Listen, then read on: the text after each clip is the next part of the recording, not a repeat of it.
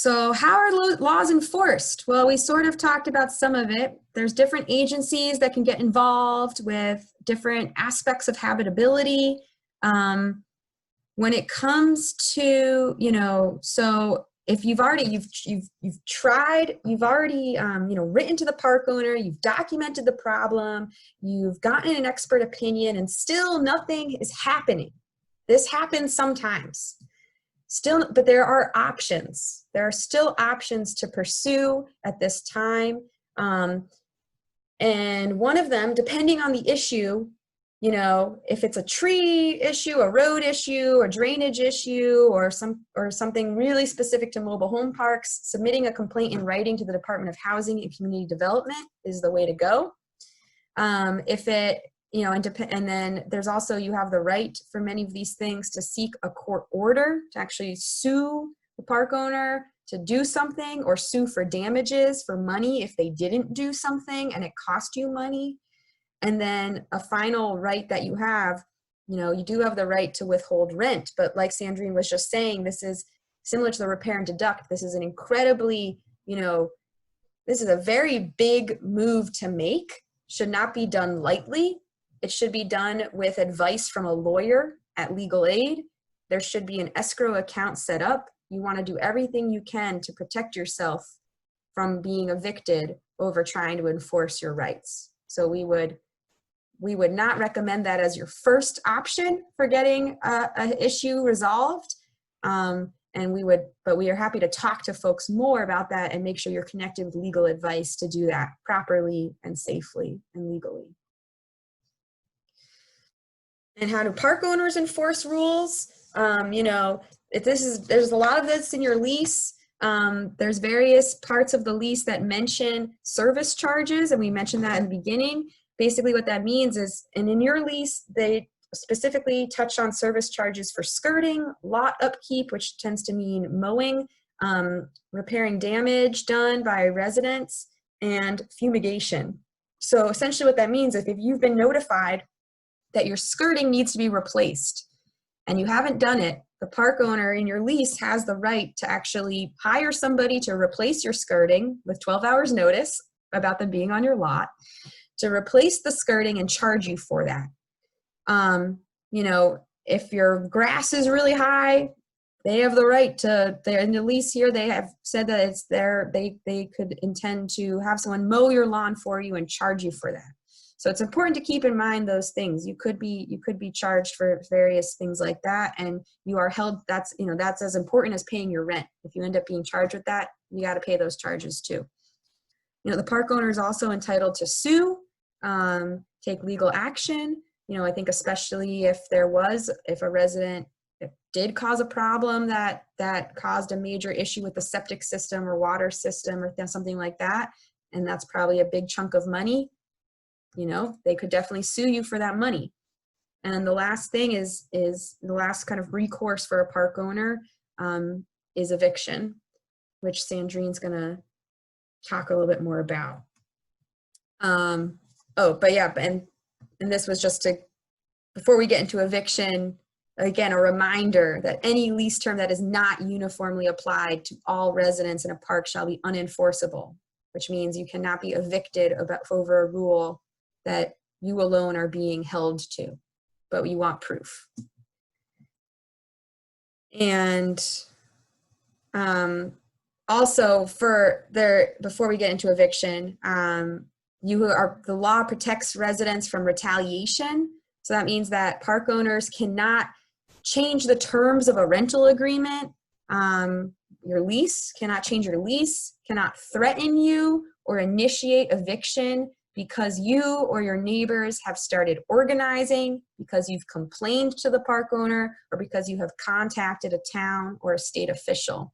Those are protected rights. And again, this is key why it's good to even keep a little notebook and say, like, on October 14th, I called the mobile home program and complained about the roads. Keep track of kind of what you're doing in your community, so that if a park owner tries to retaliate, you have a timeline you can point to that says, isn't that funny? They were totally fine with me until I called the mobile home program, and now they're trying to evict me over something they've never given me trouble for. You know, you'd want to know, the timeline would be key for kind of showing how those are related. All right, now we're at eviction. So Sandrine, would you like to say more about this? Yes, that's not the fun part, but True. we have to go through it.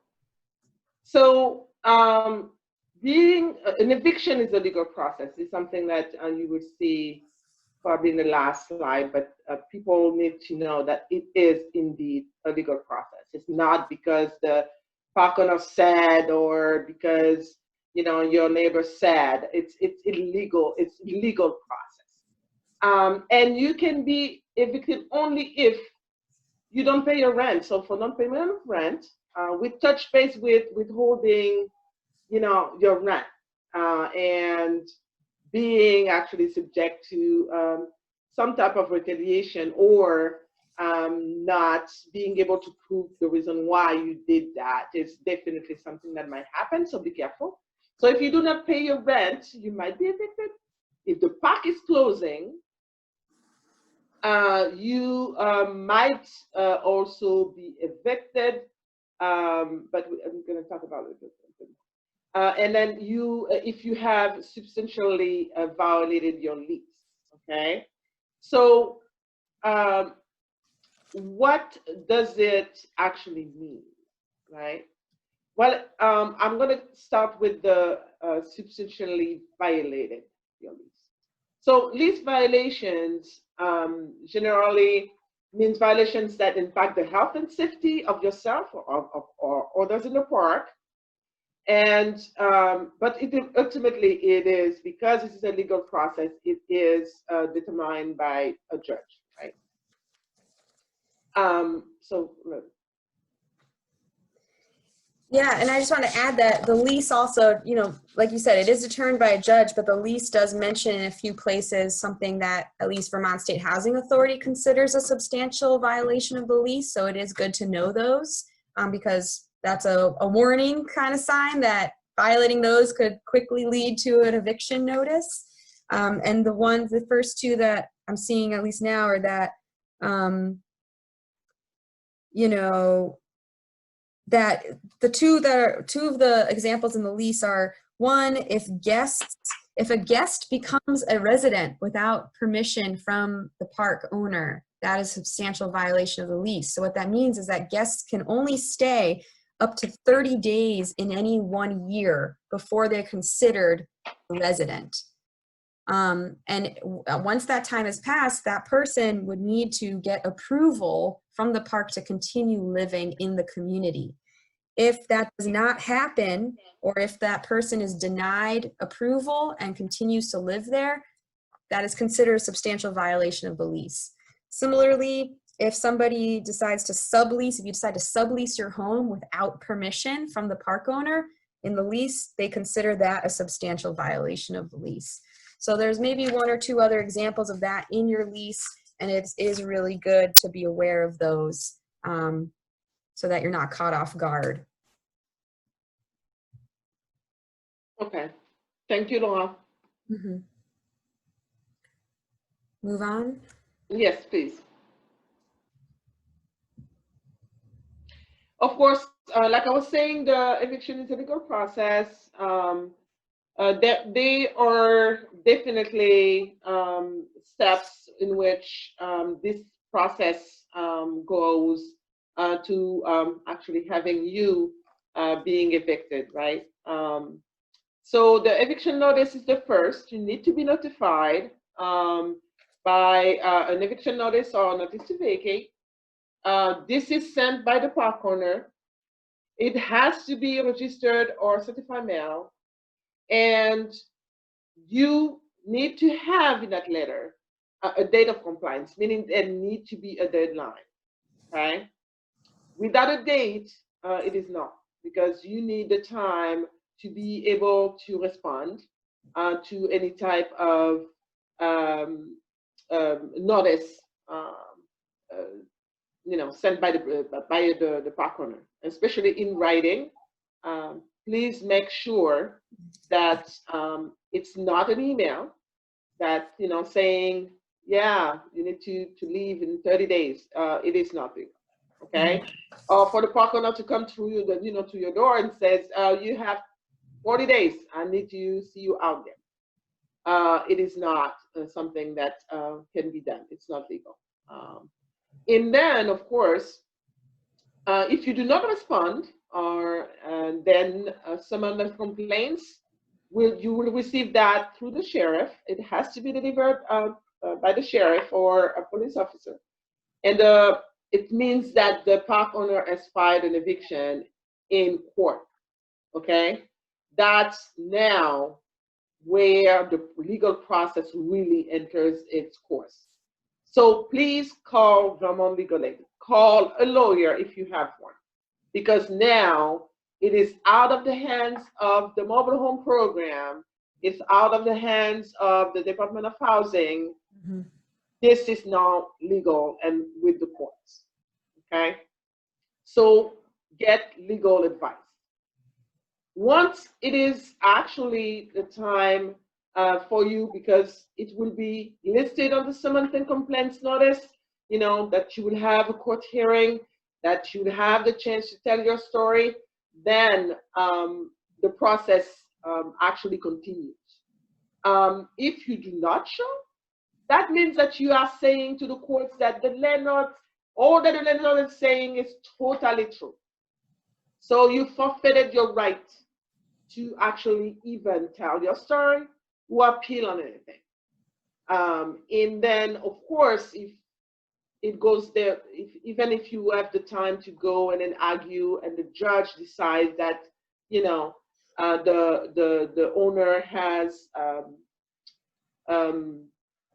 a right to evict you, then it means that you lose, and then you will be provided with a writ of possession. Okay. And of course, it's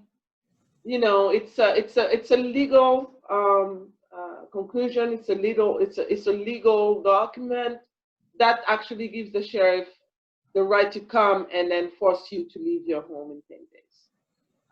I know that you will say, "Oh my God," but it's a mobile home, and I cannot just move it like this in 10 days. Well, the process is long enough. And not only that, unfortunately, if the judge decide on the owner's right to evict you, there is not much that can be done, at home or not. It's legal.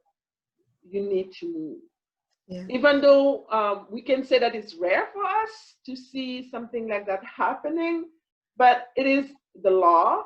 And you never know, it might happen to you. Mm-hmm. So we wanted to make sure that you know what the process was. Right. Laura, I know that you are dying to say something.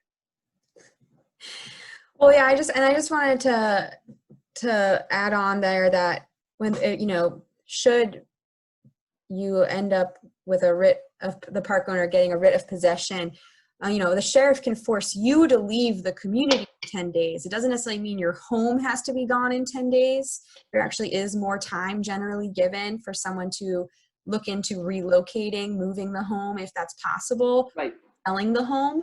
So, right. But it means that you yourself and your family would not be allowed to live in the community after that 10 days. So that just is a kind of a good distinction to make. And I just also wanted to make a distinction that if there's, if you kind of have two instances of non-payment of rent within 6 months, the park owner can skip the first step and just go to step 2. So really, though, it's really important. If you see anything about a court summons and complaint, something in really in total legalese, you can feel free to call us, or more likely just call legal aid. That's what we'll be referring you to, is just immediately call legal aid. They are the ones to provide you support at that moment. Yes, thank you, Laura. Yeah. So I want to talk a little bit about park closing, And I do think that you can be evicted if your park is actually closing, even though you have an 18-month notice prior for the lot to actually close, and could result in an eviction or removal, right? But I wanted to make sure that you knew that if the park is closing, you still can be evicted for non-permanent rent for lease violation during the pending closure of the park, right? But the lot rent may not be increased for 6 months prior to or during closing notice. I wanted to make sure that I touched that point because we talked about, eviction during the closing period. Go ahead, Ron. Yeah. So again, this is just to highlight eviction is a legal process. A judge decides when you can't live in your community. The park owner does not. And a park owner can't try and get around this by moving your home, by turning off your utilities, or harassing you. If any of these things were to happen, we hope you would notify us immediately. So just to kind of, we're not going to dive deep into any of these topics, but we want to let you know there's definitely other things covered in your lease that are not, that are not totally, that are kind of outside of the law, which is totally allowed. Those are things like the use of the home and kind of the ownership of the home, rules around subleasing, rules around late fees and return check fees, ancillary structures such as additions, porches, sheds, things like that, goods and services. So there's a clause in there, I think, about, you need to use like a licensed electrician. You can't just have your brother come over and fiddle with the wiring. The park wants you to use someone who has a license. Right. A resident, you're responsible for your lawn and your driveway. You're responsible for your own garbage. And there's a few other little sections in here. There's a section about abandonment. This would probably only happen if someone was to be evicted and couldn't afford to move the home, or the home can't be moved, or they weren't able to sell it. There's laws around abandonment. And the rules and regulations, there were some additional rules around pets and whatnot in your lease. And you are held to all of these. Just because we didn't necessarily dive deep into them, you are still held to all of these topics and rules in your lease. And then there's some additional topics in the law that we didn't touch on too deeply today, but we can definitely go in more detail if you want to call us and chat about it. Things like the removal of a mobile home, fees that park owners can charge, security deposits, lot rent increases, relocations, park sales, park closures. The law covers quite a bit. So between the law and your lease, it really does provide information about nearly, most situations that you're going to encounter living in your community. And so it is really useful and helpful to be familiar with these sources of information. Laura, can I ask you a quick question about lot rent increases? Sure. So I know that they can go up every year, and I know that that we certainly hear from a lot of mobile home park communities that happens on a yearly basis. There doesn't seem to be a cap, on how high it can go, and that sometimes it's the lot rent is increasing, but the improvements in the park aren't really keeping up with those increases. I'm not even sure if they're supposed to always be an improvement when there's a lot rent increase. So maybe that's one question. But what can people do, if anything, to help, with this issue of lot rents, just going up, up, up? Is there any advice that you would have? Sure. Yeah, this is definitely a question we get a lot, and it's really important. And I guess a quick review of the law around lot rents. Yeah, Park owners are allowed to increase the lot rent once every 12 months. And like Wendy said, there isn't technically a cap on the increase. However, there is a threshold that is set by the Department of Housing and Community Development every year. This year, the threshold is 3.1%. So if your lot rent increase this year is below 3.1%, there's really nothing anyone can do about it right now. If the increase is above 3.1%, and it should state that pretty clearly on your rent increase notice, residents have the right to request mediation to negotiate the rent increase with the park owner. And that is a process the mobile home program supports people through. It's actually my favorite process that we work in. I love sitting down with residents and talking about, you know, these types of things and you know, helping people keep their housing affordable. We've had good success with mediations over the last couple of years in actually bringing lot rent increases, you know, down from what they were proposed to be. But yeah, as of now, the law allows park owners to raise rents every year and not have to justify it, typically, unless you get into that mediation. So that brings us really to kind of the last thing here. Not everything you need is in the law. So what do you do when the law doesn't cover your situation or the lease doesn't cover your situation? And, oh, we don't even have the answer on the PowerPoint, but I can tell you that it is organized. Resident organizing is the answer to this question and to many other questions. You know, like I mentioned briefly at the beginning, the reason that these laws and protections are even in place in Vermont, and we have much better laws than many other states in the country, which is sad, but true. You know, the reason these laws exist is largely in part because homeowners like yourself, they stood up, they spoke out, they, you know, they talk to their legislators, they talk to their towns, but it all starts with talking to your neighbors and, you know, discussing the problems facing your community and saying, man, this isn't fair. What can we do about it? So, you know, and that is, you know, that is something we would love to support people in, to help have your voice be heard by people who have the power to actually change the law so that it works better for you, and keeps everyone safe and, you know, housed and healthy. And yeah, and we would definitely intend to talk a lot more about this in future workshops as part of this pilot project. Indeed, indeed, Laura, you said it very well. The reason why we are here in front of you tonight is just the stardom of this process. We definitely believe of the voice of communities bringing social change.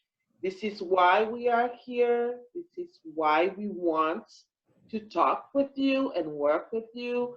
So organizing happens in mobile home parks to bring that change. Mm-hmm. Nothing would move up very slowly though without your involvement. Your voice matters.